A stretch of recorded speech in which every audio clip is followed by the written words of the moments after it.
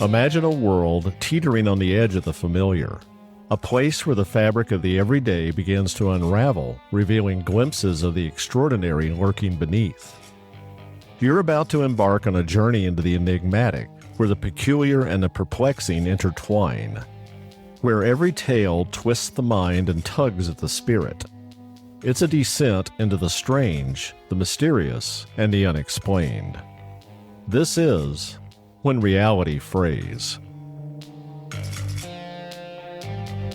New episodes are published every Monday and Thursday, and When Reality Frays is available everywhere fine podcasts are found.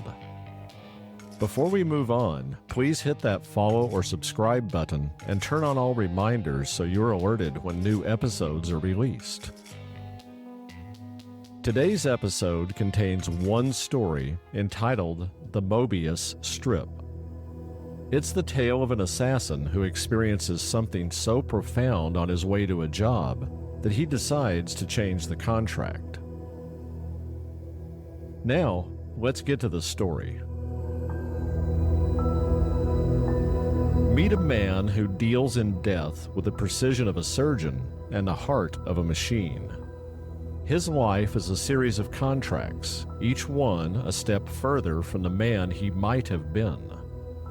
Tonight, he boards a train bound for a routine job, but this train will take him to a destination not found on any map. For Jeremiah Cain is about to step off at a station where the soul is weighed, and the price of a life is measured in more than blood. Welcome to a journey into the unknown, in that place where reality frays. Jeremiah Cain was a ghost in a world of the living, a man honed to a razor's edge by a life of calculated violence. At 42, his existence was a ledger of contracts, each kill a transaction that left no trace, on paper or his soul. His hands were steady, his eyes cold, his heart a vault locked against remorse. Tonight, he sat in a half-empty train compartment, just another face among the commuters heading home for the evening. The overhead lights flickered, casting jagged shadows across his lean frame, his dark coat blending into the worn leather seat. His phone screen glowed faintly, illuminating the sharp angles of his face as he studied the photo of his latest target. Susan Varnell, 34, wife of Victor Varnell, a shipping magnate whose wealth was built on ruthlessness and ties to organized crime. Susan's image was striking. Warm brown eyes, a gentle smile, tinged with a quiet sorrow that Jeremiah barely noted. His job was simple: eliminate her in a manner that couldn't come back on her husband and collect a six-figure payment wired to an offshore account. Why Victor wanted her gone was irrelevant. Jeremiah didn't ask questions. He memorized her face, the layout of the sprawling estate, her habits and routine. This was just another job. The train slowed, its brakes squealing softly. Jeremiah glanced out the window, expecting the neon glow of West Bridge Station, his stop. Instead, the platform was shrouded in a dense fog, the station sign unreadable, its letters blurred by the mist. His watch read 11:47 p.m., the second hand twitching but not advancing. He frowned, checking his phone. No signal, not even a flicker of connection. But he had counted the stops since boarding and knew this was his destination. He grabbed his duffel, its contents a minimalist arsenal, a silenced Beretta, a folding knife, a burner phone, and a few tools for clean exits.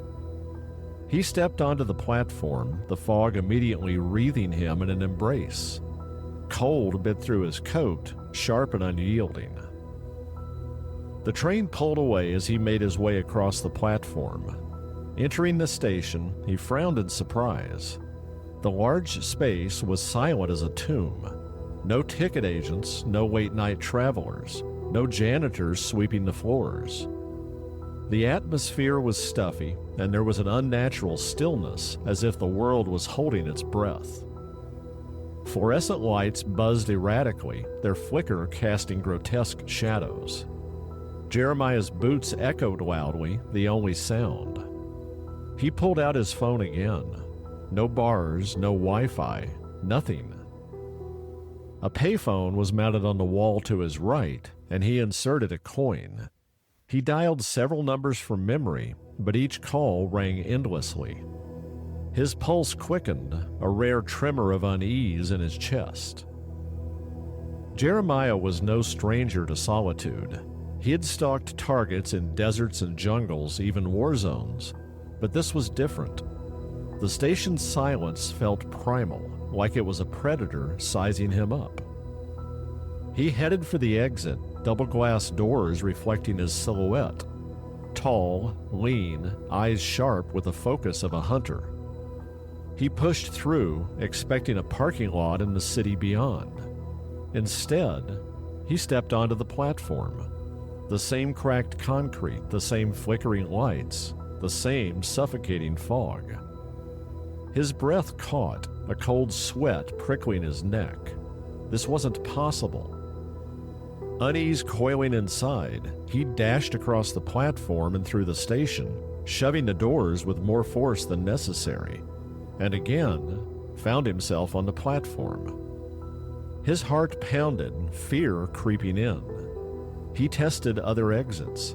A side door marked staff only, a fire escape rusted with age, a chain-link fence bordering the tracks.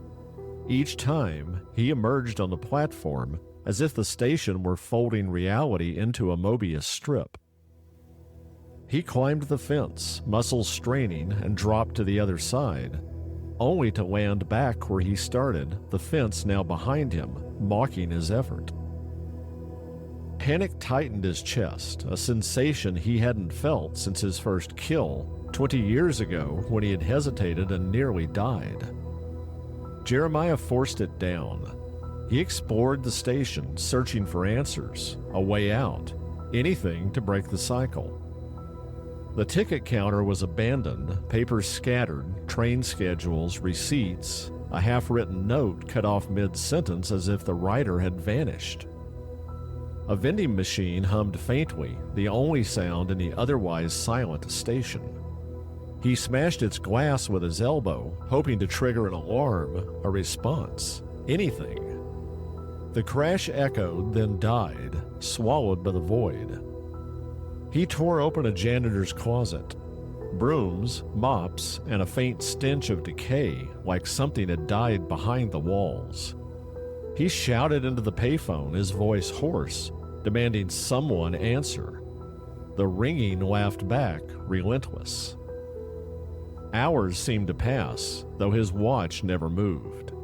The silence grew heavier, almost suffocating. Jeremiah's mind churned, conjuring explanations.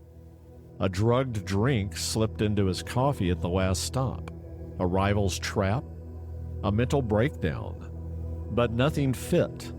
He'd killed dozens without a flicker of guilt, his conscience buried deep. Yet the station's impossibility assaulted his sanity. Was he dead? Was this hell? The assassin in him scoffed, but the man in him, buried under years of blood, whispered doubts. He sat on a bench, head in hands, sweat beating despite the cold. His thoughts spiraled, memories of past kills surfacing unbidden. Faces, screams, the weight of choices he had refused to feel. The station was peeling him apart, layer by layer. A distant rumble shattered the silence. A train. Jeremiah surged to his feet, adrenaline flooding his veins and drowning the dread. He ran to the platform, the sound growing louder, a horn blaring like a beast in the fog. Lights glowed around a curve in the tracks, and he sprinted toward them, hope flaring like a dying ember. But as he reached the platform's edge, the train blasted by without slowing, its taillights almost instantly swallowed by the mist. He cursed, fists clenched, his breath ragged, then froze. A woman stood at the far end of the platform, her silhouette stark against the flickering lights. Dark hair cascaded over a thin coat, her posture slumped, defeated. Susan Varnell, his target, here, in this impossible place. Jeremiah's instinct was to act, to draw the Beretta and end her life here on the platform. But his mind was too frayed. The station had broken his rhythm. He ignored her, desperation overriding his training. He leapt onto the tracks, gravel crunching underfoot, and raced into the fog, chasing the rapidly fading sound of the train. His lungs burned, his legs pumping as he rounded the curve, the station's lights receding behind him. The tracks stretched endlessly, the fog thickening, but he pushed harder, driven by the need to escape. The curve tightened, and then, ahead in the fog, there was the platform. The tracks looped back to the platform, the woman he had been hired to kill standing in the lights. He slowed to a stop, still on the tracks, suppressing the urge to scream in frustration. Susan was still where he had last seen her, unmoving with her gaze fixed on the horizon. Her posture was heavy, as if some weight of existence had crushed her spirit. Jeremiah approached, his breath uneven, his mind struggling to make any sense of what was happening. Her face was unmistakable, beautiful yet haunted, and even 50 yards away he could see the sorrow she carried in her eyes. She turned her head in his direction, and their eyes locked for a moment. In that time, a torrent of images crashed into his mind, unbidden and visceral. Susan cowering as Victor's fist struck her cheek, her eye, her ribs, and her stomach. Blood ran from her lip. Bruises bloomed purple across her arms and body. Her ribs cracked from a fall down the stairs. Her arm in a cast from being twisted too far. Years of verbal venom eroding her soul. Isolation, control, and emotional torture. And Victor's final betrayal? Hiring Jeremiah to erase her, to discard her like a broken possession. Only the images weren't visions. They were her memories, now seared into his soul as if he had taken on her pain. Jeremiah, who'd killed many, many times without hesitation, felt something shift inside him. For the first time in his life, he felt empathy toward another human being. A deafening horn blasted behind him, startling him back to the moment. Headlights pierced the fog, and the ground trembled as a train roared toward the platform. Susan's eyes flicked to it, hollow and resolute. She stepped closer to the edge, her body tensing, her intent clear. She was going to jump. Jeremiah's shout tore from his throat without conscious thought. Raw and desperate, it was a sound he didn't recognize as his own. He ran, harder than he had ever run, the train's roar drowning his thoughts. Susan lifted a foot, inches from the drop to the tracks, her face calm, resigned. The train was seconds away, its wheels screaming, the air vibrating with its force. Jeremiah's lungs burned, but he didn't stop. At the last possible instant, he dove, tackling her to the platform, their bodies crashing onto the concrete. The train roared past, its wind tearing at his coat, the steel side inches from his feet. Jeremiah jolted awake, gasping, his heart hammering against his ribs like a caged animal. He was in the half-empty train car, the clack of wheels steady, the world outside a familiar blur of city lights. A dream. His hands trembled as he fumbled for his phone. Susan's photo stared back at him, smiling, beautiful, her brown eyes radiating kindness beneath the sorrow. The visions from the station lingered, as real as the gun in his duffel, as vivid as the scars on his hands. Her bruises, her fear, Victor's cruelty. It wasn't just a dream. He got off at Westbridge Station, the platform bustling with late-night travelers, students with backpacks, workers in rumpled suits, the hum of life grounding him in reality. But normalcy felt wrong, like a mask over the truth he had seen. He rented a car, a sleek black sedan, and drove through the city's rain-slicked streets to the Varnell estate, a sprawling mansion perched on a hill. His contract was clear: kill Susan and stage it as an accident.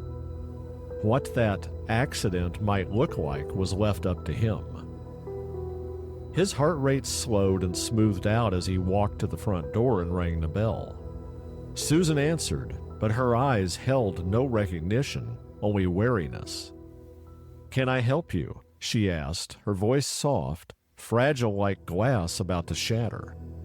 She wore a long-sleeved silk blouse with a high collar, and her movements were careful, as if hiding bruises beneath the fabric. Jeremiah pushed past her, ignoring her startled gasp, his boots silent on the marble floors. The mansion reeked of wealth, crystal chandeliers casting prisms of light, mahogany paneling, and art worth millions lining the walls. He followed the layout he had memorized, moving like a predator through the halls, his senses sharp despite the weight in his chest. Victor was in his study, a broad man with graying hair, sipping whiskey at a desk cluttered with contracts and a laptop glowing with spreadsheets. He looked up, and his face clouded in anger. "What the hell are you doing here?" he barked. "It was set for last night, you idiot." Jeremiah blinked, momentarily surprised. He'd lost 24 hours in the train station. It hadn't seemed like more than an hour. Victor got to his feet, glowering at Jeremiah, who still hadn't spoken. "Deaf or stupid, which is it?" Victor barked, his face purpling in anger. Jeremiah raised his silenced Beretta, the weight familiar, comforting. Victor's eyes widened, then a single shot clean through his forehead. The suppressor on the Beretta dulled the report of the gunshot to the point it wasn't heard outside the study with its heavy, solid maple doors. Blood sprayed across the desk and onto the leather chair, staining the papers with patterns like an ink blot test. Victor dropped, lifeless, dead eyes squinting like he was still angry. Jeremiah turned, retracing his steps through the mansion. Susan stood in the hallway, frozen, her eyes darting to the study. He met her gaze for a moment, but there was still no recognition in her eyes. He was still a complete stranger. He said nothing, his face unreadable, and walked out into the night. The station was gone, but its echo lived in him, a weight heavier than any contract. Susan's pain, Victor's cruelty, the loop that had trapped him. It had peeled back the layers of the man he had become, exposing the boy he'd buried long ago. Susan would live, Victor wouldn't, and Jeremiah, the assassin, was no longer a shadow. He was a man who had seen too much to go back, carrying the station's truth like a scar on his soul. But a question remains. Was it all just a dream, or did Jeremiah receive a warning from a place where time and truth refused to let go? That's it for this episode. If you're enjoying the stories, please support the podcast by buying me a coffee. The link is in the episode show notes, and I would greatly appreciate your support. New episodes of the When Reality Phrase podcast are released every Monday and Thursday. If you're enjoying the journey into the strange, the mysterious, and the unexplained, be sure to press that follow or subscribe button and turn on all reminders so you're alerted whenever an episode drops. Until next time, thank you for listening to When Reality Phrase.